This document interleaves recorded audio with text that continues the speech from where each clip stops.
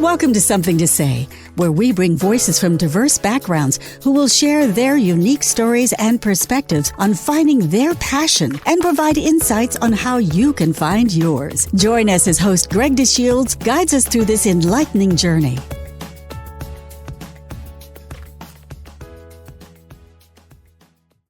Welcome to a special episode of Something to Say podcast, a unique platform that amplifies the voices of individuals from various backgrounds sharing their passions. I'm Greg DeShields, your host, and I'm pleased to bring you this special bonus episode of Something to Say. Thank you for joining us, and we welcome Andy Ingraham, who is the president, founder, and CEO of the National Association of Black Hotel Owners, Operators, and Developers, or more fondly known as NABHOOD.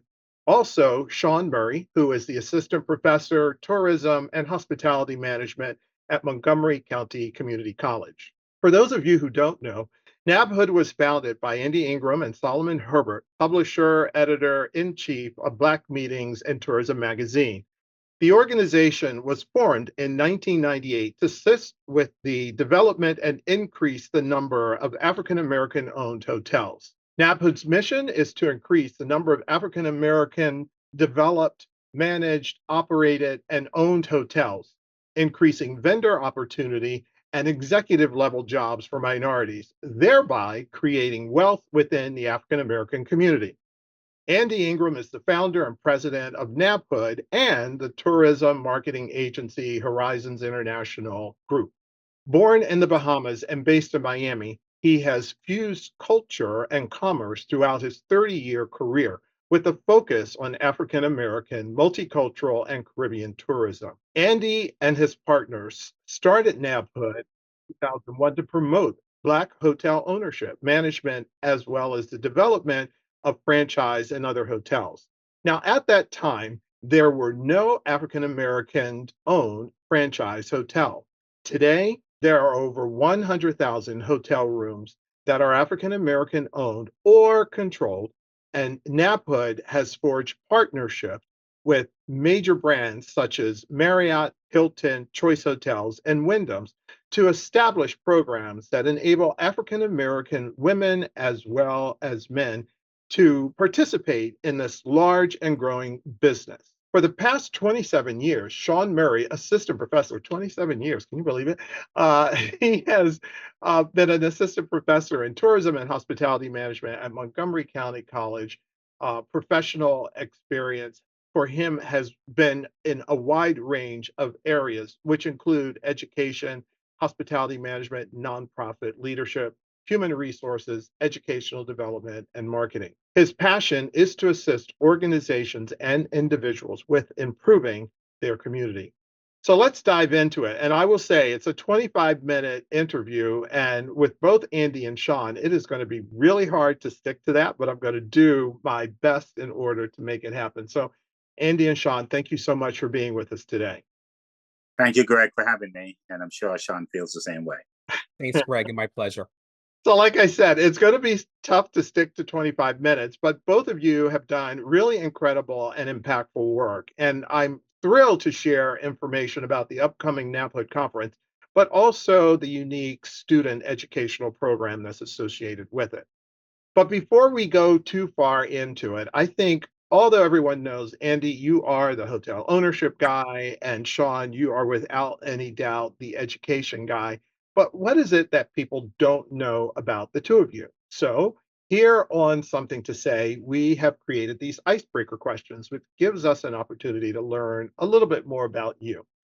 So Andy, I'm going to start with you first, and then we'll go to you, Shawn, and then we'll move into more of a conversation about your own individual story. So Andy, here's your first question, if you are ready. You ready? Go ahead. If you could have dinner with any historical figure, who would it be and why? Dinner with any historical, Mr. Mandela. And I know it's cliche, but Mr. Mandela, who spent all that time in prison, beaten, charged, depraved, but he came out a man who wanted to just accommodate and move forward.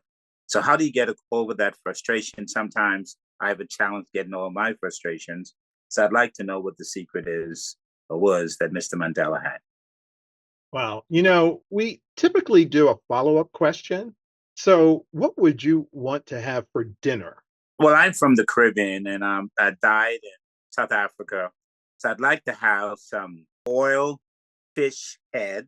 That's a dinner with a nice piece of Johnny cake. That's a hard dough bread and some yellow grits.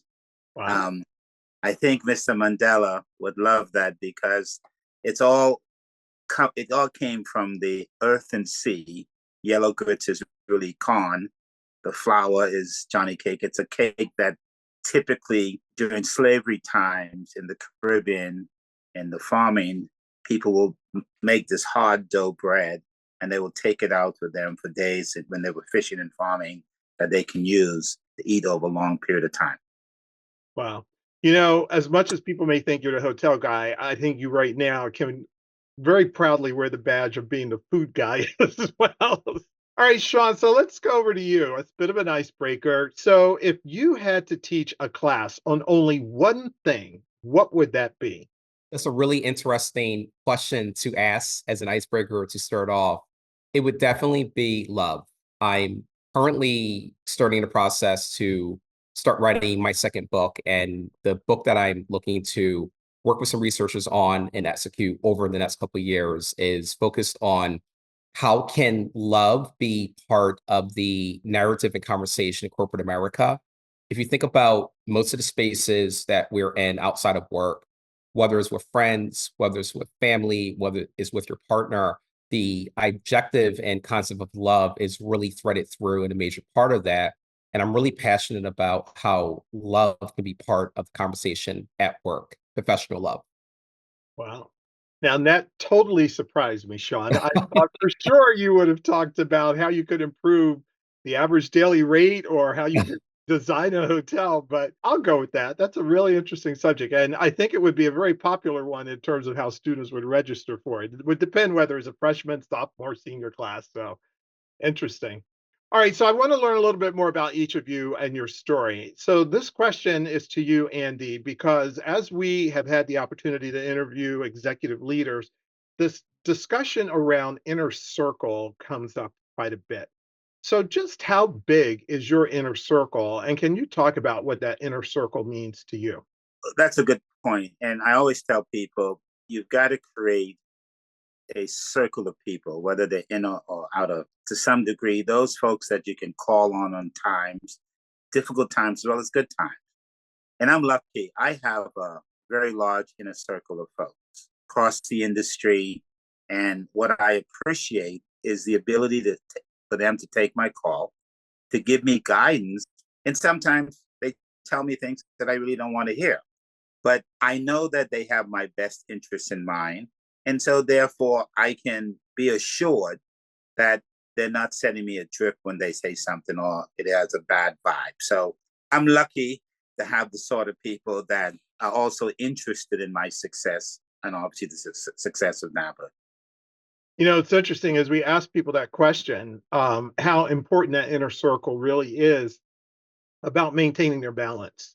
And to your point, that's the group that you really want to go to get not just the confirmation that you've done something well, but also those who are going to be honest enough to tell you where you may need to make a course correction. Shawn, yours is definitely going to be a little bit different, but as a African American Black male who's in academia, I'm always intrigued about the response that I get to this or to hear from your perspective. So, how did you become an educator? Greg, that's such a long story. And I think we might need a really nice bottle of wine Episode on number 2. the Bordeaux region of France or to get there. But just in a few moments, my journey of being an associate professor has been really not only long, but I sort of lucked into higher education. And it really started with just as a teenager or young adult, having the passion and understanding about wanting to be a lifetime learner. And I've been really blessed to have really great mentors and just quite frankly, being at the right place at the right time to sort of navigate my career in higher education. Wow. Both of you are excellent in terms of an interview. You give very direct and very succinct answer. I would love to interview both of you again for sure. All right, Andy, this is one that I've personally been anxious to hear the response to it. I think I know the answer, but I could very well be wrong. But to get to know you a little bit better, who has been your most important professional mentor? I shouldn't say my most important mentor, I would say my mom. But my most important professional mentor, there's a guy named Stephen Bollenbach. Stephen Bollenbach was the president of Hilton. When we started NABHOOD, there was a couple of guys. Steve Joyce, who was then an executive at Marriott and went on to become president of Choice. He's now the executive chairman of Ambridge. But what I appreciate about Steve Bollenbach and Steve Joyce is that when we started this journey, Steve Bollenbach at Hilton had asked me, where can I find African Americans to own Hilton hotels? At that time, they had bought Promise Group. And I remember saying to Steve, well, thinking to myself, why? But what I realized, he had a vision. And through his vision, it also gave me an open door with access. And at times, if you know Steve Joyce, he'll put you on the right track. Mm-hmm. So when I came to them with this idea about NABHOOD, they embraced it. At that time, Norm Jenkins worked for Steve Joyce. As you know, Norm sits on my board today. But they really taught me a lot about this industry, and that it really may not be fair in the sense of the word, but there was tremendous opportunity. And I never forgot that I talked to Steve Joyce a couple of weeks ago, and he's still the same guy that I had a drink with when he was at Choice, when he was at IHOP as the president, or when he was at Marriott as an executive. And so there's another individual that I really want to say how much I appreciate him. He was one of the founders of the Asian American Hotel Owners Association. And a lot of people may not know this, but a guy named Mike Patel, he was the founder, but MP Ram, who just passed away. And when you get people that embrace you, not only because you're different from them, but because they have a genuine concern for your success, there's always this feeling that no matter how difficult a day you have, you can pick up the phone and call them. And MP Rama at Ahoa passed away doing what he loved, and that is working in this industry. And so I'm grateful for those guys are not here, but Steve is still here. And from time to time, I do talk with Steve Joyce. But yeah, that's, very easy. And very lucky. Shawn said he was lucky, but Shawn is also smart to be able to be in a position to take advantage of opportunities. And that's what we all do. Often people will ask me that question about my mentor, and I've always had the very same consistent answer. It's Valerie Ferguson, who for me was this epitome of Black excellence when people had no idea of what that meant. And I could go on and talk about Valerie for forever, but whenever I get an opportunity to do a shout out for her, I do, because she was the person that I always looked up to in terms of setting professional standards, as well as what you can accomplish in this business. So big shout out to Valerie. Greg, not only that, remember, and I would be remiss if I didn't echo what you just said about Valerie, but I remember her becoming the first African-American woman at the American Hotel and Lodging Association so long ago. And that's the pinnacle of what this industry is all about. But what I remember her most about when she was at the Hyatt, I was going to a meeting at the Hyatt, and the bus driver and I were only ones in the bus, and I said, "Hey, I'm going to the Hyatt." He said, "Man, you're going to be in for a treat. We got a sister who's in charge."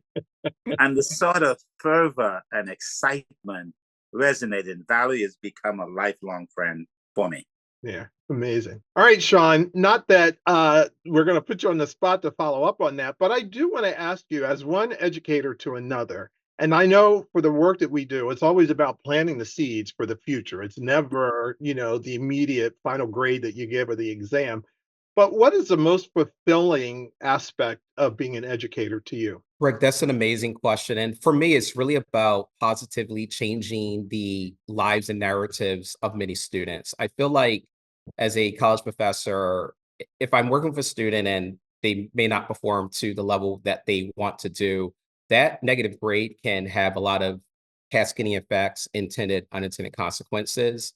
But it's really about I feel like outside the classroom conversations, the mentorship, the connections to scholarships or connections to that first management training program with a top hotel organization, whether it's Marriott, Hyatt, Hilton, or IHG, is really what it's all about. And also developing trust and allowing students to understand the importance of trust and how trust and empathy and rational compassion and intelligence really connects to corporate America.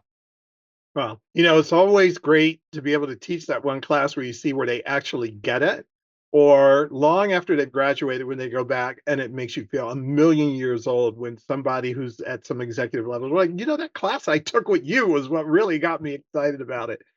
But it is about planting a seed for the future. So, all right, my last of your story, and then we'll dive into the rest as we begin to move towards the conclusion of our podcast. But this is really, I think, a great way of getting a sense to know each of you. And both of you get this. So whoever wants to answer it first is totally fine. So the question is, tell me something you think is true that almost nobody agrees with you on. But I'm shy. That is hard to believe. That's a good response. Well, I say that because when I first came here as a student, I was shy for all kinds of reasons. My accent, obviously, being new to America, not having any friends, not having anybody here. And so most people will never believe that I was at that point. They probably didn't believe that I was at 190 pounds too, but that's another story. But and the other thing is that people don't believe that I still have a fear of failure, because sometimes things are beyond your control. But what I like with people like Sheila Johnson, who has gone through fire, Warren Thompson, who took a leap of faith at 29 years old, now runs a billion-dollar food company, a guy like Mike Levin, who was also who was a white Jewish guy that thought so much about the industry that he co-started AHOA and then became the president of Holiday Inn. And I had dinner with him a couple of weeks ago. And the consistent thing that he said to me is that, how do we change the lives of people? And so I always look at, when I talk to folks, hey, I used to be there. And like Shawn, as an educator, and I'm always indebted to educators because they're one of the reasons why I'm sitting here, and probably all of us are sitting here, because some educator, for me, it was a Miss Chisholm in Mandeville, Jamaica, that ensured I went to school. She was my English literature teacher, made me understand the importance of education. So being shy, nobody would think I was shy. How about you, Shawn? Just not always being full of energy and happy. I feel like in various spaces, whether it's corporate or academia, that I just have this national reputation of being someone that is consistently bringing positive energy and a great smile and just always being almost like the life of the party. And quite frankly, I am all those things, but there are days like everyone else where I don't have the energy. And I think it's really my students that bring that passion to me and bring that energy. There are days where I'm teaching, whether at Montgomery County Community College or Florida International University, and I tell my students from the beginning that, hey, I'm just not feeling it today, or I'm just having a really rough time outside the classroom. And those students were able to pick me up and connect me to my why, my purpose, and that actual energy. And finally, I think it's really about being in the moment and staying in the moment. The moment's beautiful, and we are able to stay in the moment and be able to sort of regain that spark, regain that fire, regain that energy is probably something that most folks don't realize about me. That is not always there. That energy, that excitement, that smile, that spark, and sometimes it needs to be stimulated. Wow, who knew? I always thought you were the life of the party. Me too. That's news to me, Greg. I'm shocked. All right, so I have two more quick questions, and then I do want to talk about the NABHOOD conference. That's really why we're all here. So, Andy, I want to go to you real quick. And I know it's going to be hard because there's a lot that you could answer in respect to this, but I do think it's important if you could maybe share what is the most significant trend that you're seeing right now that's taking place within the hotel industry? How tough it is to really get into the business, the economy, interest rates, the pushback on diversity, really just having a real commitment to what I consider the greatest industry in the world, and that is the hospitality space. And I wish we have so many great leaders. Um, and if I try to name them all, like Jeff Bellotti or Chris Nassetta or Pat Pacious' Choice, I wish that they can help us put our finger in the dike, particularly as it relates to diversity and opportunity for people of color and women. So we begin not only to reverse the trend, but to really shore it up and let it continue. And then I want to ask you, Shawn, about, some of the misconceptions. I know a lot of young people, will seek your advice about going into the industry. But what are some of the common, or what is maybe one of the most significant misconception that you would say that really applies to perhaps pursuing a career in this industry? The business of tourism is so complex, and most people, along with students, think that it's about maybe a hotel or a restaurant or human resources. Tourism is integrated into government, is integrated into science, sustainability, revenue management, asset management. And I really believe that part of some of the barriers that I am so passionate about breaking down is that, as Andy just alluded to, this industry is for everyone. You do not need to be, the top academic student to be successful in the business of tourism. If you have a disability or if you have accessibility needs, there are so many amazing roles that tourism can open up. For me personally, it's been life changing. I grew up in a very urban community in Philadelphia, and I never thought that this industry would take me to Europe or to Africa or to the Middle East and provide the opportunity to engage with organizations like NABHOOD. Wow, very well said. All right, so the upcoming conference, Andy, I'm going to turn to you. You have an upcoming 28th annual International African American Hotel Owners and Investment Summit. So, where's it taking place? What days? What's all that we should know about it? Listen, exciting times. July the 26th, 24th through the 26th in Miami at the Biscayne Bay Marriott. They can go to our website at www.nabhood.com, NABHOOD.com. And it's exciting for us because it's the only conference of its time that bring people of color together to explore opportunities along with the industry to talk about how they get in the hotel industry as investors, as owners, as executives. Leslie Hale, the only African-American woman in the world, in this country, that's running a REIT. I think she's the 8th largest hotel company, or 9th or 10th in the country, will open up at our Tom Baltimore Speaker Series. Don Peoples, who became the first African-American to build a hotel on South Beach, and today both him and his wife are making great strides. So we have a lot of folks, Norm Jenkins, or even somebody like Kendra Plummer, a young lady that's making waves with the hotel ownership group. But one of the critical elements is, how do we infuse people together? The Asian American hotel owners. I tell people, be a friend before you need a friend. I've got probably the next 3 chairmen of AHOA that will be at the summit. And we've always forged a relationship with them because a partnership is good for us. They've gone this road before. We're just taking it to another level. So bringing all these folks together just to expand, learn how to get in the business. It's really about wealth creation and building generational wealth. The young people that will be there will get to meet some of these outstanding individuals. Honorary committee, education committee chairman is Warren Fields, who went to Cornell. And Warren always said, whatever we need to do, we have to make sure young people have an opportunity. So, and then right after that is the multicultural piece, which is the 6th to the 28th.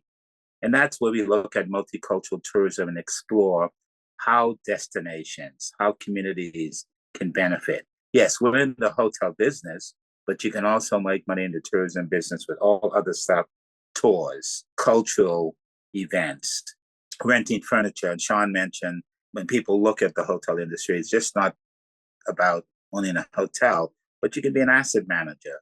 You can be the guy in real estate, the broker. Omari Head, for example, one of the few Black brokers, hotel brokers in the country.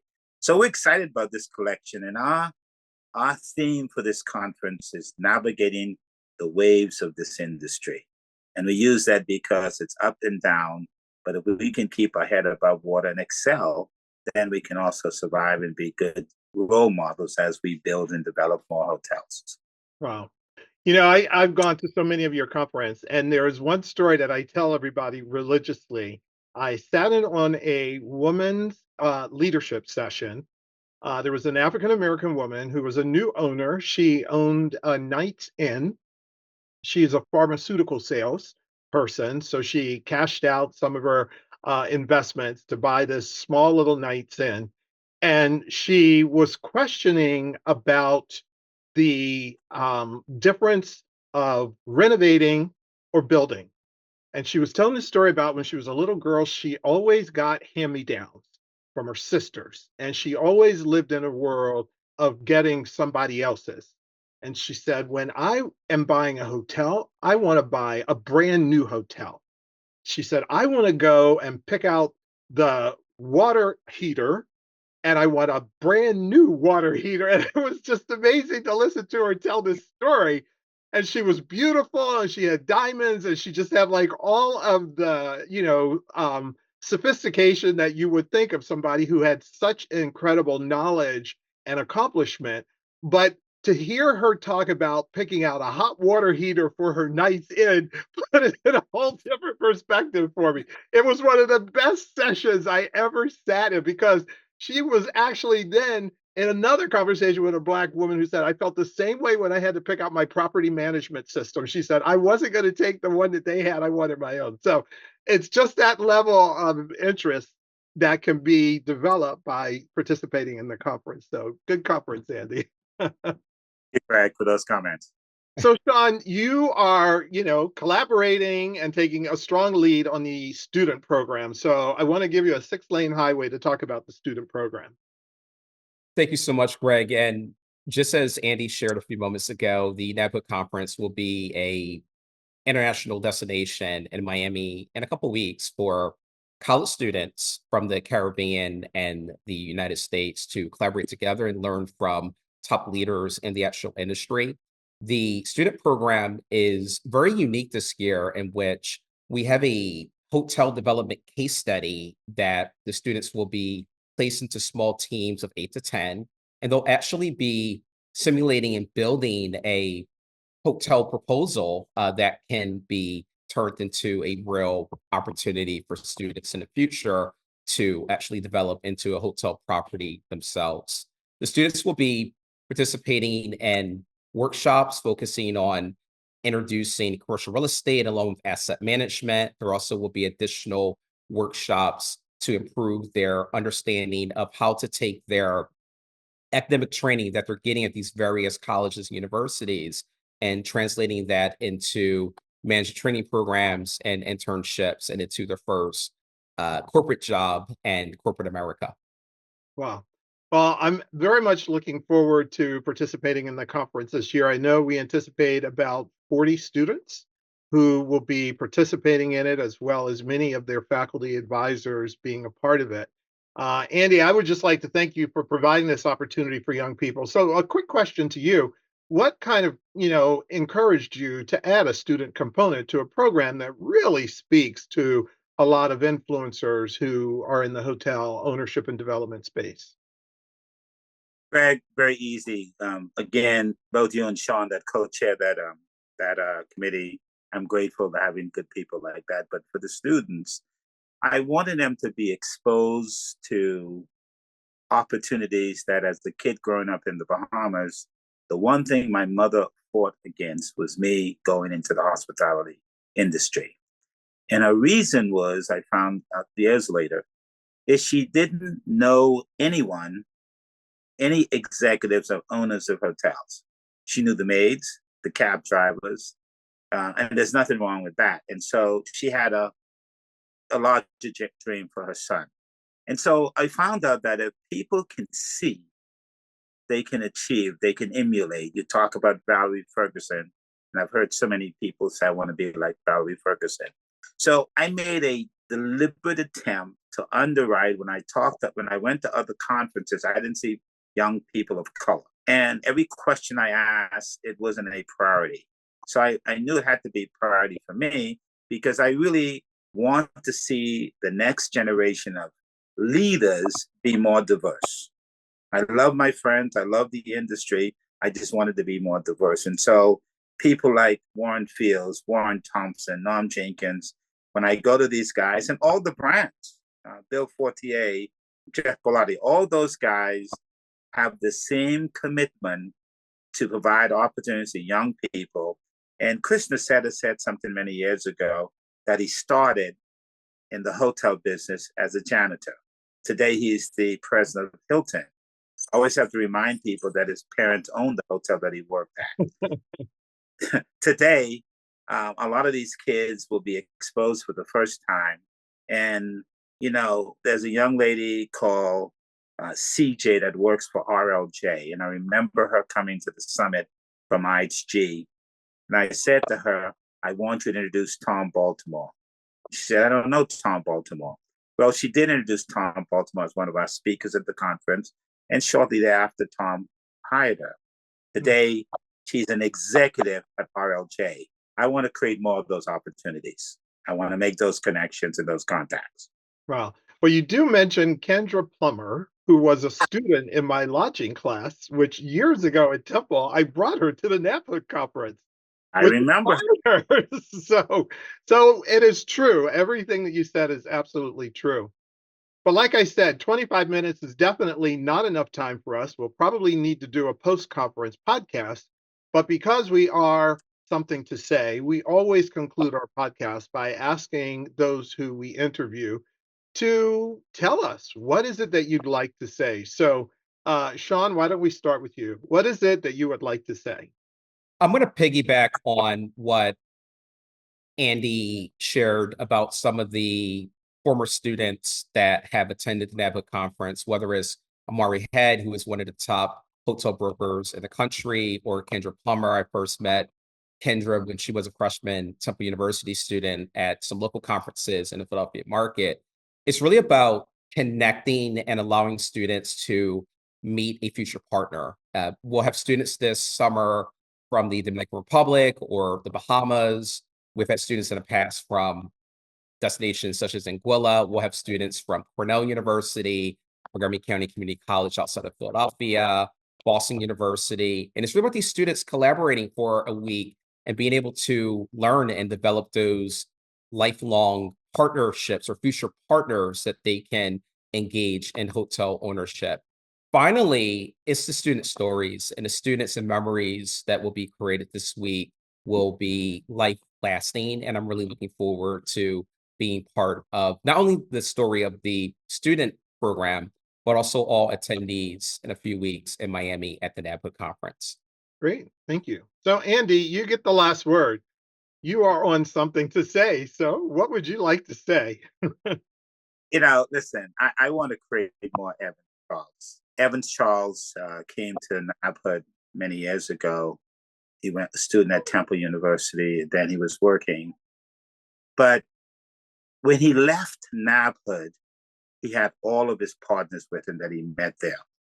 And so I like to tell people, whatever you do in life, make sure you're in the right place where once you leave, you can take something away with you that can improve your life and your worth. I hope that when people come to NABHOOD Summit, that they will make new friends, new partnerships, because I tell people when I'm there that your partner, your investor, your friend may be right in the same room. Just make the effort to say hi, reach out, and share with people what they're doing. That's why I like this idea that you guys are doing with the students. And again, congratulations to you and Shawn for doing such a great job in that whole team. But we always want to make a difference. And I think the sad thing about it is that there's so little time, but there's so many opportunities, and we must take advantage of it all. Wow. Well, Andy and Shawn, thank you both for sharing your passion, your insights, and your words. And they are truly not just inspiring, but they are very informative, certainly to our audience. And I'm so glad that both of you had the opportunity to participate in this show. And I'm sure we'll have a part 2 of this conversation. So, Shawn and Andy, thank you very much. Looking forward, and thank you for the opportunity. Andy and Greg, thank you so much. It's been a pleasure. So, everyone, that's a wrap for this episode of Something to Say. We encourage you to stay tuned for more inspiring conversations with voices of individuals from diverse backgrounds sharing their passion. So, until next time, this has been Greg DeShields.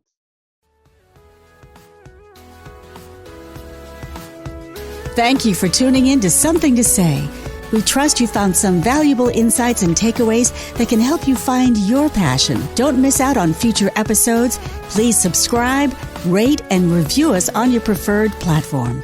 We value your feedback and suggestions, so let us know how we can serve you better. Keep the conversation going and stay inspired until we meet again. Take care and happy listening.